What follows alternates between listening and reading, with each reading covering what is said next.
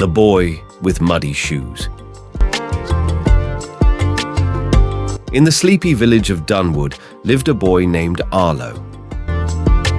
Barely 10, with a fire in his heart and a football stitched with dreams. His family was poor, his shoes worn and torn, and the village playground was nothing more than a dusty patch of land. But Arlo didn't care. To him, the world shrank every time the ball touched his feet. Every morning before sunrise, while the world still slept, Arlo would lace his battered boots and train alone. The villagers laughed. "He's chasing shadows," they said. "He'll never make it." But Arlo was undaunted. His dreams were louder than their doubts. At school, Arlo was often bullied. "Hey, mud shoes!" the older kids would jeer, pointing at his cracked, muddy footwear. But he never fought back. He only trained harder. One day, news spread that the City Youth League was holding tryouts in the nearby town. It was a chance to be selected for the national junior team. Arlo's heart danced, but there was a problem. He didn't have the money for the bus fare or proper shoes. Still, he refused to give up. He did odd jobs, washed cars, cleaned yards, even sold handmade keychains to gather enough coins. Finally, with sore hands and a hopeful heart, he boarded the bus to destiny. At the tryouts, kids arrived in fancy gear, shining cleats and branded jerseys. Arlo stood out, skinny, nervous, and barefoot because his shoes had finally given up. The coach almost sent him away, but Arlo pleaded, "Let me try." Just once. With skeptical eyes watching, Arlo stepped onto the pitch. What happened next was nothing short of miraculous. He weaved through defenders like wind through grass. He dodged, he sprinted, he dazzled. His raw talent silenced the whispers. After the match, the coach walked up and said, "You've got something rare, Arlo. Grit. You're in." Tears welled up in Arlo's eyes, not of sadness, but of vindication. The boy with muddy shoes, who had faced mockery, poverty, and rejection, had made it. Years later, the world would chant his name. But Arlo never forgot where it all began, with dreams, determination, and a pair of muddy shoes. Moral: no dream is too big when your heart is strong and your spirit unbreakable. Victory belongs to those who rise above trials with courage and perseverance.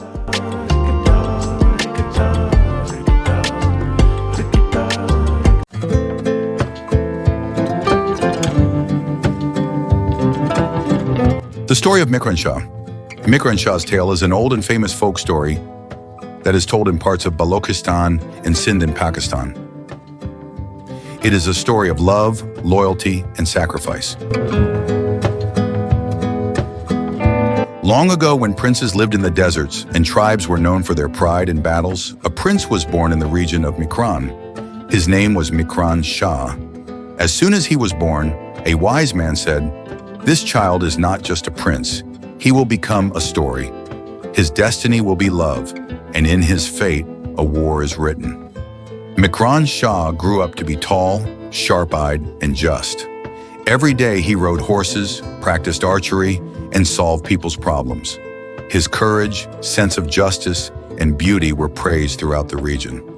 One day, while passing through a forest with his minister, Mikran Shah saw an old mansion where some soldiers were taking prisoners. Among them was a girl named Zareen. Her face was covered in dust, but her eyes shone brightly. Mikran Shah asked, "Who is she?" Her eyes showed pain, but also courage. The minister replied, "She is Zareen, daughter of the chief of the Darya tribe. Our army captured her during the war." Mikran looked at Zareen and thought, "She is not meant to be a prisoner. Her soul is free." That night, Mikran got permission to speak with Zareen in the palace. He asked her, "Aren't you afraid?" Zareen smiled and said, "Only those with weak hearts feel fear. I may be a prisoner, but I control my emotions." They continued talking, and feelings grew between them. When love is born in a place of captivity, it cannot be stopped. One day, Zareen asked, "What do you think, Mikran Shah? Can you go against your people for me?" Mikran thought deeply and said, "Love is not just a word, it's a battle. And if you are with me, I am ready to fight every battle." But inside the palace, a conspiracy was forming. The soldiers began to overhear Mikran and Zareen's conversations. The minister told the king everything. The king got angry and said, "Mikran is my son. He cannot betray his honor for a girl from an enemy tribe."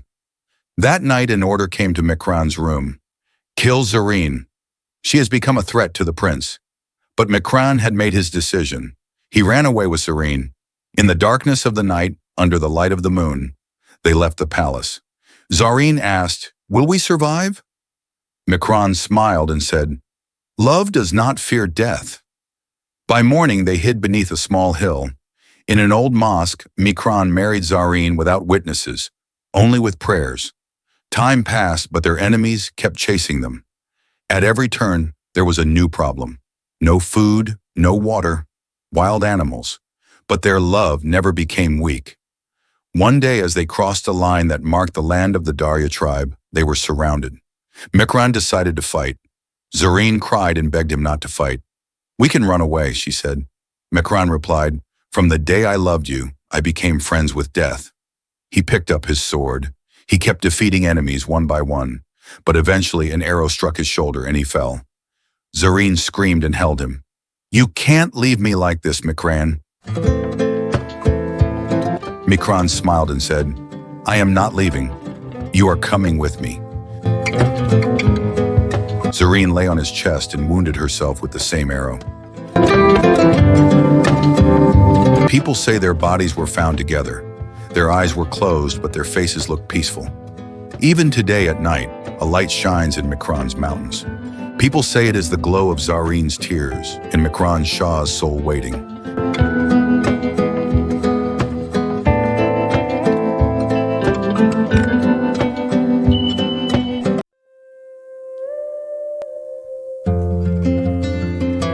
Once upon a time, in a quiet village, lived an old man named Ayub with his 3 sons, Amir, Bilal, and Danish. Ayub had spent his entire life working hard, saving every penny, and building a beautiful house, some land, and a small shop. When he grew old, he decided it was time to divide his property among his sons. But instead of handing it over directly, he gave each son a sealed envelope containing a riddle. "I am not giving you the property yet," Ayub told them. "Each of you must solve your riddle. Only then will you receive your share." Surprised but curious, the sons opened their envelopes. Amir's riddle: "I am found where people cry, laugh, and learn the value of life. Go and serve, and your heart will understand." Amir went to a hospital thinking it was the place of emotions. There, he volunteered for a week, helping patients, watching their pain and recovery. He saw how his father must have felt while saving money during tough times. After a week, the hospital director handed him a key. "Your father left this with us," he smiled. "You've passed." Bilal's riddle: "Go where the earth is richest and plant a seed. What grows will show you more than gold ever can." Bilal went to the family's farmland and worked hard.